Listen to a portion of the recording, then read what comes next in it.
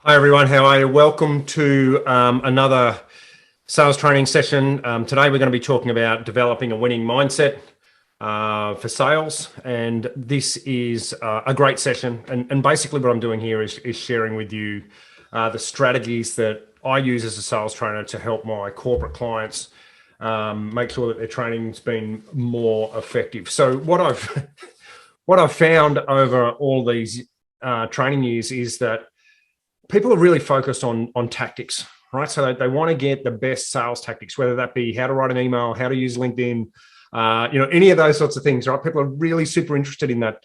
But the reality is, if we don't spend some time talking about, people's mindsets, no matter how strong those tactical training sessions are, what tends to happen is people are then slow to put those tactics into play. And as you can imagine, that if things aren't being used at all, it doesn't matter how good they are. So despite the tactics piece, the how to do things and that sort of thing being the most popular, if we haven't first done the work around building out a strong mindset, what you're going to find is that a lot of times it's going to be ineffective. So that's what today is all about. So whether you're an individual contributor or you're leading a sales team, how do we develop the right mindset so that the sales team or you as an individual can actually put your sales process, if you like, your outbound activity, whatever it is, into play. So, we know that tactics alone won't make a huge difference without this mindset piece. So this is why we need to do anything. And so I'm going to answer, this front part of this conversation by talking about why do anything, why do it now, and why do it with me. And the reason why I'm sharing this is because it's a little lesson on its own. So anytime you go to talk to a client or you want to present something, start with why they should do anything, then talk about why they should do it now, and then talk about why they should do it with you. What we see a lot of the time, particularly marketing orientated materials, they talk about how good you are, maybe provide a limited offer, and then maybe not address why do anything at all. And if you think about the way we need to make a decision, both as buyers and as people, unless you've got a compelling reason to do anything, you won't consider, you go, that's nice, but I'm not going to take action. So you need to present a reason why people need to do something. Then you need to create some urgency. Why do it now? And then once they've decided, yes, I need to do something, and I certainly need to do something rather quickly, then it's all about trying to figure out who it is to be more effective and who they should work with to be more effective and get great results. So why do we need to do anything? Well, because if you don't focus on mindset as part of your training piece, and this could, mindset could also include any time that there's a behavior change. So if you're trying to get people to use a new CRM, for example, then you need to spend time on working on their mindset about why they need to do anything. Today, we're going to focus on why they need to do anything in a sales focus, obviously. Why do they need to do it now? Well, I hate to beat a well-worn path, but, COVID has made it really hard. So my clients are telling me that, email response rates are going down. It's hard to maintain your strong mindset when you're not getting responses, when LinkedIn is busier than ever, when LinkedIn's changing from thought leadership to like a Facebook and Instagram, where there's so many posts, it's hard to get traction. Things are becoming more difficult all the time. There's constant changes, and it's really easy for us to see these as negative results, which will slow us down and stop us conducting activity. And no activity in sales is a death knell. And if you think about, the activity that you're doing now, that's going to pay you back in 90 days time. So anything that you do now, and right now we're talking mid-November, you could argue that, whatever you do now is not going to produce a sale by the end of December, the end of the quarter. But I tell you what, if you don't do anything now, by the time you get to the end of January and mid-February, you're going to be in a desert. There's going to be nothing there. So what the activity that you need to do now is going to pay you back in 90 days time. Why should you listen to me? Well, the tools that I'm going to share with you today are a couple of different tactics after we've got this initial mindset piece out of the way about developing and maintaining strong sales mindsets in your sales team or with yourself. We used this last year with a team of 8 SDRs based in the UK. And of course, I was training them here from Australia. And just as a snapshot, if you remember November and December last year in the UK, lots of COVID, lockdowns, pubs, restaurants, retail was closed, right? So everyone was locked down, huddled down, the start of winter. What we're able to do is use this sales mindset piece and these tactics and these strategies to develop those 8 SDRs to the point where they had their strongest sales result ever in December, selling to hotels and pubs equipment and those pubs and clubs were closed. So, I know that these strategies will work even in environments that are more difficult than where we're at now. So if you put these into play, it'll definitely work better than what you're probably using now. So I've got a couple of headline topics, but we get a little bit more granular as we go through. So if you've been following me for any time, you'll know that I'm a big advocate of entering into our sales conversations as a peer. We shouldn't be begging for meetings, right? So, you want to start a conversation with somebody as a peer. And a big part of that is removing this begging language that we see time and time again. And if you have a look at people's emails or the emails that you send, sometimes they start out with things like, I hope you're well, sorry to bother you in these trying times. If it's not too much trouble, or look, I know you're really busy. All these types of things in emails are basically positioning you at a much lower status than your buyer. And that allows your buyer then to look down on you. And that means that they can ghost your calls. It means that they can not return your emails and they not feel bad about it. If you're a peer, you wouldn't do that to somebody that you cared for or somebody that you had respect for. So if you're able to enter into these conversations as a peer, okay, and position yourself as a peer, then it's much less likely that your prospect is going to, beat up on you as a servant, as somebody that's just there to help them, someone that's a bit beggy, someone that's a bit needy, a bit desperate. So, that's the overarching strategy is, being a peer, but how do we get there? And one of the things we need to do is really think about how we position ourselves in our industry. And the easiest way for us to do this, and it's worked a lot, is to think about how many times you make a transaction with your current clients versus how many times they make a purchase. So if you're selling ERP or HR tech or CRM or almost any of those services where people might buy them once a year or maybe even once every 2 years or less, then, and you probably make multiple sales a month, right? So if you think about sales training, people might buy sales training once a year for their team, or maybe even once every 2 years. Whereas, I conduct many transactions a month. So when people are buying sales training, they're doing that once every 12 to 24 months. So they don't have a high level of experience, but I'm making 3, 4, 5 transactions a month. So in that same period, I've had 120 transactions, 60 to 120 transactions. So when it comes to talking about what they need to know in relation to getting sales training to work in their organization, I'm significantly a higher level of expertise than what they are. And this is actually the same for most of us, and most of you here on this, listening to this today. So your transaction rate is significantly higher than their buyer rate. So instead, stop waiting for your clients to lead and see what they need to do. Instead, we should be leading and telling them what they need to do to get the best results. And if you can flip that mindset, you're going to make it much easier for you to be considered a peer. You're going to get ghosted less. You're going to get your emails answered and responded to. You're going to get your telephone calls returned. If people can see you as a valuable resource, and this is a step up to that trusted advisor. And one of the ways that we lose trust, of course, is when we try to sell too fast. And this is where this, where am I here? Slow down to speed up. So one of the ways that we ruin trust is when we try to move too fast to a transaction. And what happens is our clients lose trust in us because they think that we're only focused on our desired outcomes, which of course is a sale, which makes sense.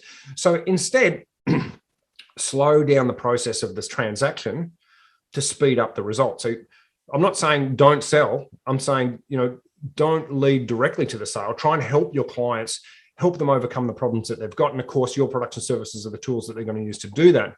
But the more you can focus on helping, okay, the more they're going to want to buy from you. So, and that's going to help position you as a peer, right? So, because you'll lose that desperation of trying to create a transaction and just trying to help people. And so this peer-to-peer selling piece is really important. And that's the strategy behind the mindset. But how do you do that?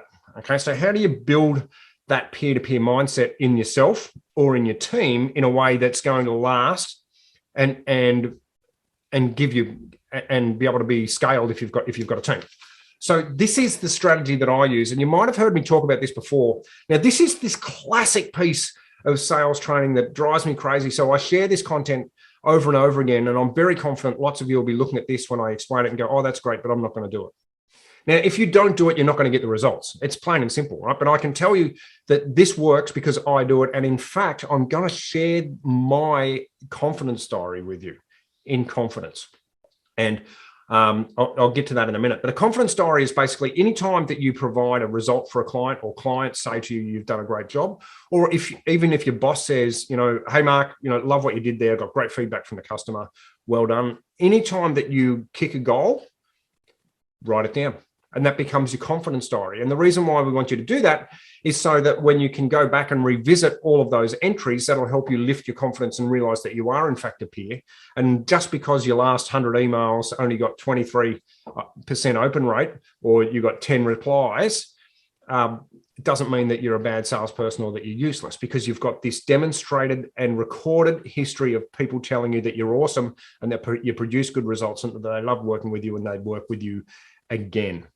It sounds corny, and I've got to be honest, I'm going to share now with you the screenshot of my confidence diary so that I do this for real and so that you can see what it looks like. But I've got to be honest, when I was thinking about sharing this with you, I was nervous because I was like, hey, do I want these people to see inside my OneNote? So I just use Microsoft OneNote to capture this stuff, and I'll show you that now. So let me get my rude head out of the way a bit. All right, so all I do is use OneNote. So you can see I've got business development section, different pages. And then in this instance, I've just captured some of the people that I've worked with that's relevant experience. And why do I do this? So anytime I'm talking to anybody from fintech or, SaaS or tech sales, I can quickly have a look at this list. And this is not the exclusive list, and go, okay, well, these are the people that I've helped in the past. These are, I've got experience in this sector. Right? People should feel confident employing me, but more importantly, I should feel confident reaching out to these people or having a conversation with these people because I've got proven experience. And so, I've just made this larger so you can see. Forgot about that. And so there's no secrets. It's just about me writing stuff down, as I interact with people and get positive results. So I've got confidence in talking to people in any of these sectors because I've got demonstrated experience. Right. And then you should do exactly the same. And the great thing is you can go back and do this in retrospect. So you can think about all the clients, build this list out straight away. Right. And then anytime you get beaten up, you can just go and look at it and go, you know what, I'm feeling good. I've got some demonstrated experience that I'm actually good at this. The second one, so that's industry specific, right? So that's how you build out your confidence diary on that side. The second one is how do you build out your performance confidence diary so that you actually use it as a motivational tool. So again, this is just a different page in this section, which is my business development section.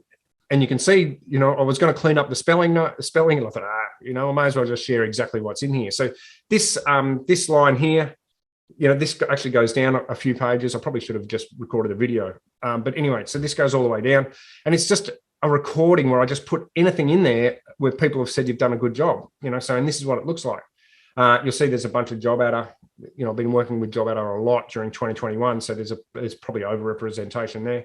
But it's just people saying, Mark, this is awesome. It's great. We're getting good results. Second and third hand praise, basically.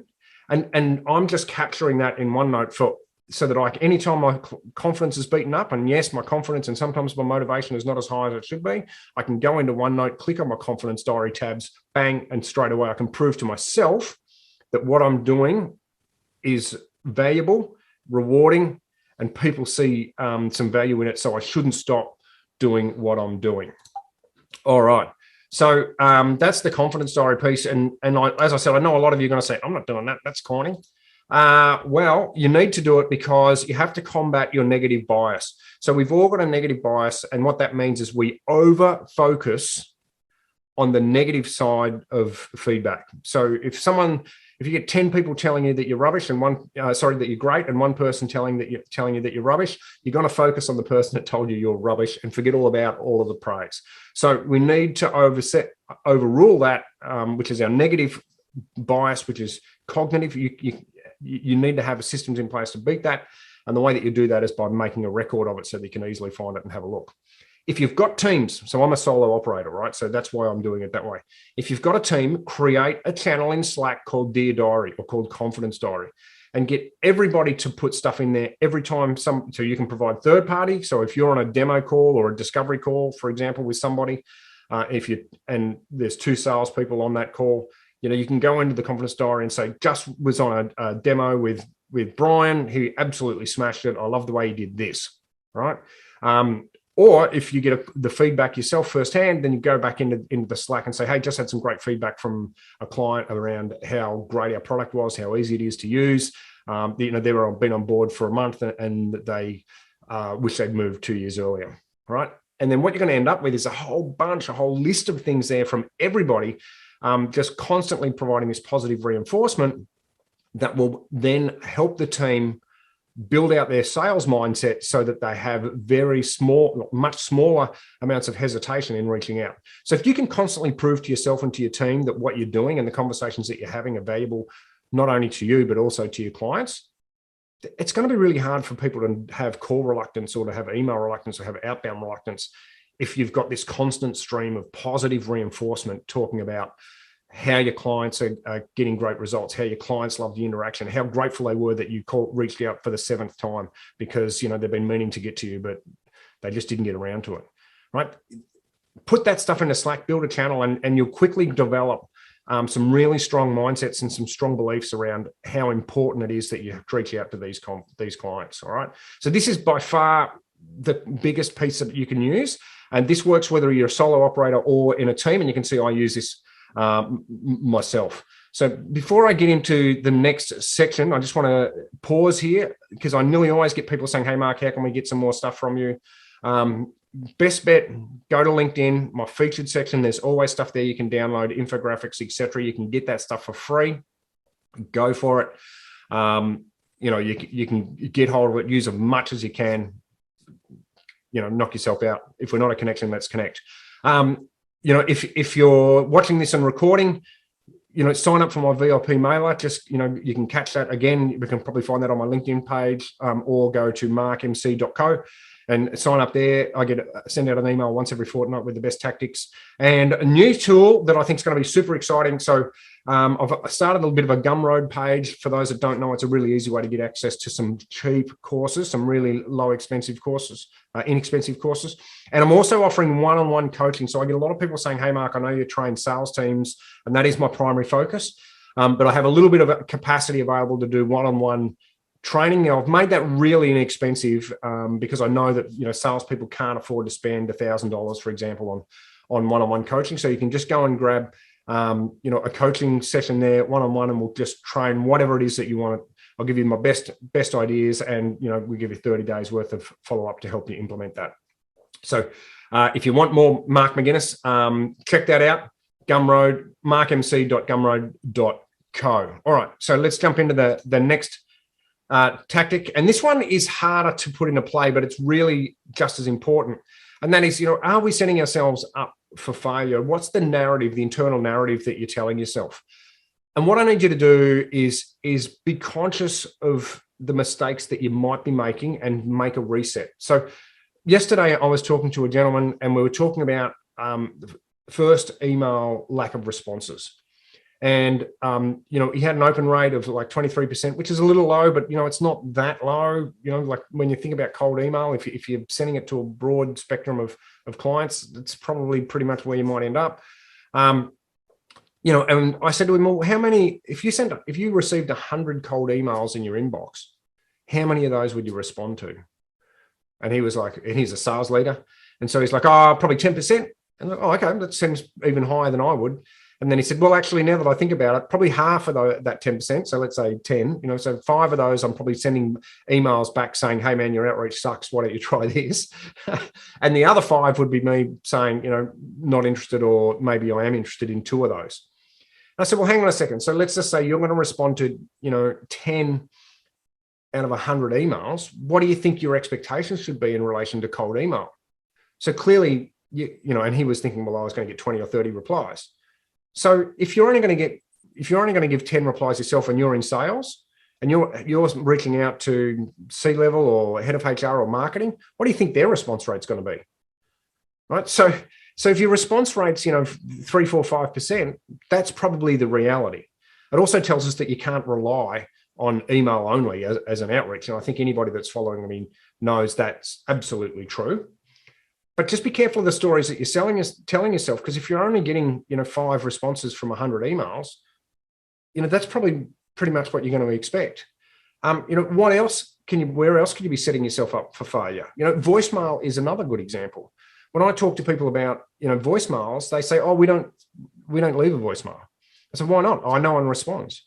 Well, since when did anyone respond to a voicemail? When was the last time you responded to a voicemail? Right? Don't use voicemail for the expectation of getting a response. Use voicemail to drive people to your other channels. So maybe use voicemail to drive people to one of those first emails that aren't getting responded to. What do I mean by that? So instead of saying, hey Gary, it's Mark from Mark McGuinness Sales Training. Please call me back. I'm on, and then leave my number. Why don't you say, hey Gary, Mark here. Look, I sent you an email 2 days ago with a headline, sales training. Look, completely understand you're not picking up from a number that you don't know. What I'm going to do is resend that email now. It's got my details on it. Can you have another look at that email and just hit me back via that channel if you wouldn't mind? Thanks very much. It's Mark. And then what do? I just reply or re-forward the email that I sent a couple of days ago and write in there as per my voicemail. So if you're setting your expectations up around getting responses based off your first emails or off your, people responding to your voicemail, then you're going to consider yourself to be a failure when that's not the fact. Okay, so make sure you've got the right mindset around the reality of the situation. Similar to video, people say video don't work. People don't respond to my video. No, they don't respond to your video, but they respond to the next outreach. So if you send a video and you can see that it's been opened, call them up, right? The whole idea of that piece is not that people are going to respond back to your video, but so that you've built up a little piece of familiarity so that it's a warm outreach and it's not completely cold. I guess, the key point is, it's our job to find people to talk to. It's not their job to find people to talk to or to respond to people that are trying to talk to us, right? So be realistic about, what is it going to take to start a conversation in today's environment, because it's difficult. And going back to the confidence diary, if you can then rest on that as proof, it's going to be significantly easier for you to maintain yours and your team's expectations during those outbound processes and during the selling process. So thanks for watching. Really appreciate it. Please excuse my camera as it's just, centering me as we go through. The real thing now is, what are you going to do differently? So if you're going to watch this, and thank you for watching it, and do nothing, then okay, great. But nothing's really going to change. And, we started this session by talking about sales mindset and how tactics are great. Lots of people like to have how-tos, but very few people are going to put it into practice. Ask yourself, get off this session and have a good think, take some notes. What are you going to do differently as a result of what you know now? Is it write down and change your expectations so that you know that sending out 100 emails and you're only going to get X amount of responses? Is it changing the way and your expectations around video and text messaging and voicemail, for example? Or is it, I'm going to build a confidence diary and hold myself accountable to that? Either way, it's up to you. If you'd like to get a bit more of Mark McGuinness, you know how to do that now. We've got the Gumroad piece, we've got LinkedIn, and of course the VIP sales mailer. Thanks for watching this far. I hope you've enjoyed the presentation, and look out for the next one. Bye for now.